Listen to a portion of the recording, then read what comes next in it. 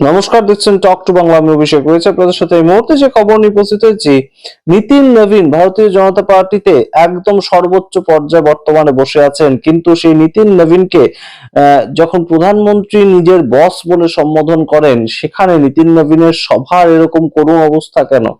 All India Trinamool Congress তাদের পক্ষ থেকে তাদের এক্স হ্যান্ডেলে একটি ভিডিও শেয়ার করা হয়েছে, যেখানে দেখানো হয়েছে পশ্চিমবঙ্গে এসেছিলেন নিতিন নবীন, কিন্তু পশ্চিমবঙ্গের সভায় তার কি দুর্দশা আপনারা যদি দেখেন তাহলে বুঝতে পারবেন। এর থেকে যে কোনো আঞ্চলিক বিজেপির সভাতেও বেশি লোক হয়, কিন্তু নিতিন নবীনকে শোনার জন্য সম্পূর্ণ সামনে চেয়ার ফাঁকা, যখন সেটা একটা মেলার মধ্যে হচ্ছে, দুর্গাপুর মেলা, এবং দুর্গাপুর মেলায় গিয়েছিলেন নিতিন নবীন, কিন্তু তাকে শুনতে মোটেও লোক হলো না। এবং লোক হলো না তো বটেই, সামনে সারিবদ্ধ প্রচুর চেয়ার রাখা, কিন্তু চেয়ারে একদম একজনও মানুষ নেই। খুব কম মানুষ, গুটি কতক মানুষ সেখানে আছেন, এবং সেখানে আমরা দেখতে পাচ্ছি পর পর রাশি রাশি চেয়ার ফাঁকা। এই ঘটনা মোদির বস তার সঙ্গে যখন ঘটছে পশ্চিমবঙ্গে, সেটা নরেন্দ্র মোদী কিভাবে নেবেন সে সম্বন্ধে অবশ্যই বেশ খানিকটা সন্দিহান হতেই হয় আমাদের। এবং এই মুহূর্তে আরো একটা গুরুত্বপূর্ণ খবর, মুখ্যমন্ত্রী মমতা বন্দ্যোপাধ্যায় তিনি তার মতন গুটি সাজাচ্ছেন, এবং অবশ্যই বাজেট অধিবেশন সেটা শুরু হওয়ার আগেই মুখ্যমন্ত্রী কিন্তু দিল্লিতে আসছেন, এবং সেখান থেকে নতুন একটা এই মুহূর্তে প্রতিরোধ গড়ে তোলা হবে। এবং সেটা কি প্রতিরোধ, কিসের ইঙ্গিত, এবং অখিলেশ যাদব কেন পশ্চিমবঙ্গে এসেছিলেন, সমস্তটা বলবো। তার আগে অবশ্যই টক টু বাংলা ইউটিউব চ্যানেলকে সাবস্ক্রাইব করুন, এই ভিডিও শেষ অবধি দেখুন, স্কিপ না করে।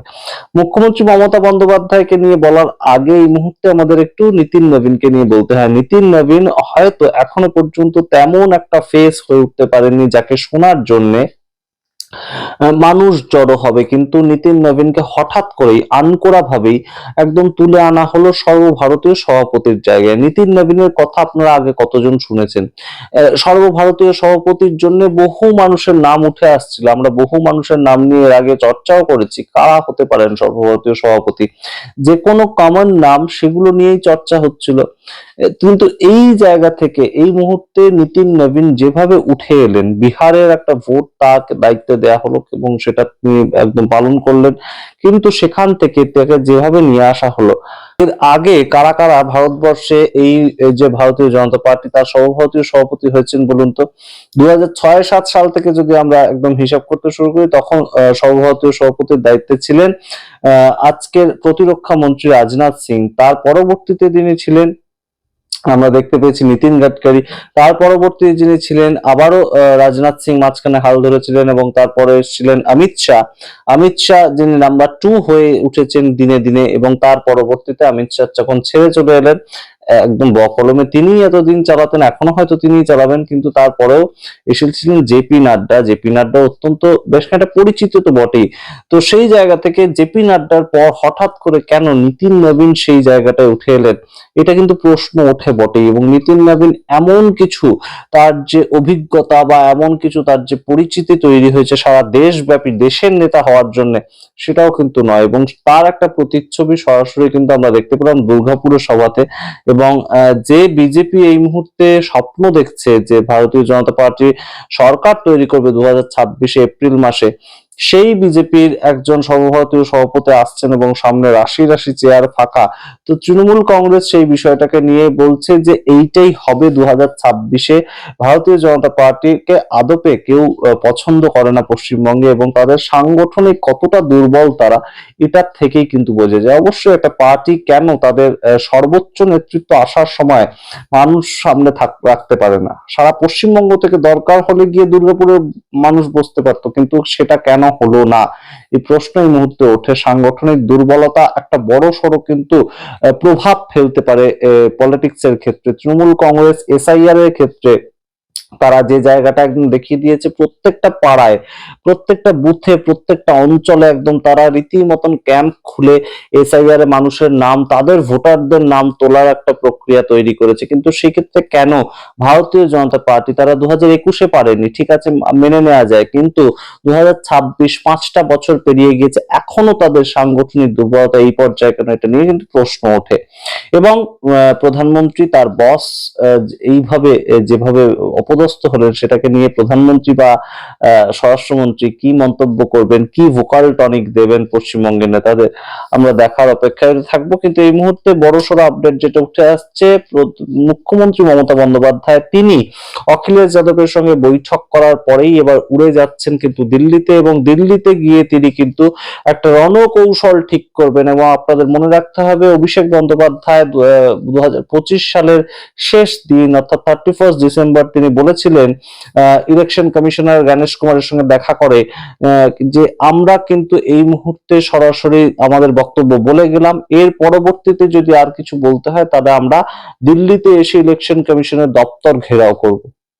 সেই কাজটার একটা এক্সটেনশন, এবং মুখ্যমন্ত্রী মমতা বন্দ্যোপাধ্যায় তার দিল্লি যাওয়া, সেটা কিন্তু কোথাও গিয়ে আরো অনেকটা জল্পনা উস্কে দিচ্ছে। এই মুহূর্তে অবশ্যই বেশ খানিকটা চাপের পরিস্থিতি তৈরি হবে যদি সত্যি মমতা বন্দ্যোপাধ্যায় ইলেকশন কমিশন তার অফিস ঘেরাও করে, কিংবা একদম জ্ঞানেশ কুমার তার সঙ্গে মুখোমুখি 1-to-1 একটা কথা বলার চেষ্টা করে অ্যাপয়েন্টমেন্ট নিয়ে।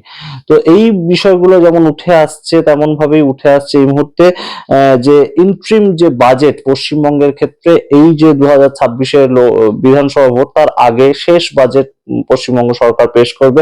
সেটা 2 তারিখ হওয়ার কথা ছিল, কিন্তু 2 তারিখ হবে না এখন, তাই শোনা যাচ্ছে 1 তারিখ বাজেট পেশ করার পরবর্তীতে কেন্দ্রীয় সরকার বেশ কিছুটা সময় নিয়ে 5ই ফেব্রুয়ারি ইন্ট্রিম বাজেটটা পেশ করা হবে, অন্তর্বর্তীকালীন বাজেট। এবং তার পরবর্তীতে এই মুহূর্তে যে ভোটের যে একটা দামামা, সেটা কিন্তু বেজে যাবে। এবং ভোটের দাম বাজবে যখন আমরা বলছি, তখন আপনাদের আরেকটা খবর দিয়ে রাখি, এই মুহূর্তে কংগ্রেস এবং তৃণমূল কংগ্রেস তাদের মধ্যে কিন্তু একটা ইন্ডিয়া অ্যালায়েন্সের সূত্রে একটা সমঝোতার ছবি, সেটা কিন্তু কোথাও গিয়ে তৈরি হয়েছে পশ্চিমবঙ্গের জন্য। তার কারণ প্রিয়াঙ্কা গান্ধী এবং রাহুল গান্ধী তারা কেউই কিন্তু এই মুহূর্তে আর পশ্চিমবঙ্গে প্রচার করতে আসবেন না। যা খবর পাওয়া যাচ্ছে আপনারা মিলিয়ে নেবেন, যে পশ্চিমবঙ্গে ভোট চলাকালীন কংগ্রেসের হয়ে প্রচার করতে থেকে কিন্তু প্রিয়াঙ্কা গান্ধী বা রাহুল গান্ধী তারা দুজন, তারা কিন্তু সম্পূর্ণ তামিলনাড়ু এবং কেরালা এই দুটো রাজ্যকে ফোকাস করে পশ্চিমবঙ্গে তারা থাকবে না। এবং তাই জন্য একটা সিদ্ধান্ত উঠে এসেছে ইমিডিয়েটলি, যে কংগ্রেস তারা আর বামেদের সঙ্গেও থাকছে না, তেমন একটা সিদ্ধান্তের কথা আমরা জানতে পেরেছি।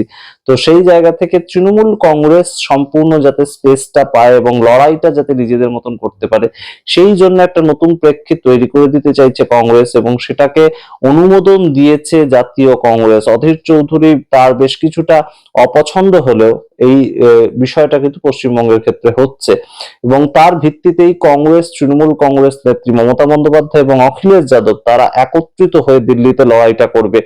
এসআইআর এর বিরুদ্ধে ইলেকশন কমিশনের অফিস ঘেরাও হতে পারে, এমনকি অখিলেশ যাদব, মুখ্যমন্ত্রী মমতা বন্দ্যোপাধ্যায়, রাহুল গান্ধী এরা প্রত্যেকে একত্রিত ভাবে গিয়ে জ্ঞানেশ কুমার তার সঙ্গে বৈঠক করতে পারেন, গ্রিভান্সেস গুলো বলতে পারেন, এই ধরনের একটা ছবিও উঠে আসতে পারে। সমস্তটা রাখলাম, নীতিন নবীন তার সভায় লোক হচ্ছে না, এখন সেটা কিভাবে ভরপাই করে পশ্চিমবঙ্গের জনতা, পশ্চিমবঙ্গের বিজেপি যারা কার্যকর্তা তারা তারা ভাবুন।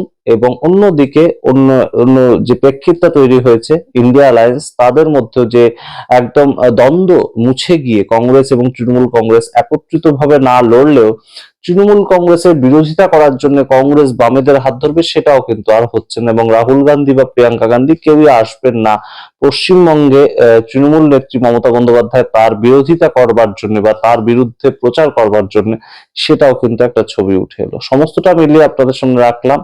ভোটের আগে জমজমাট পশ্চিমবঙ্গ এবং সারা দেশের খবর জানতে অবশ্যই টক টু বাংলা ইউটিউব চ্যানেলকে সাবস্ক্রাইব করুন, ছড়িয়ে দিন আরো বেশি করে talk to Bangla YouTube channel. ধন্যবাদ।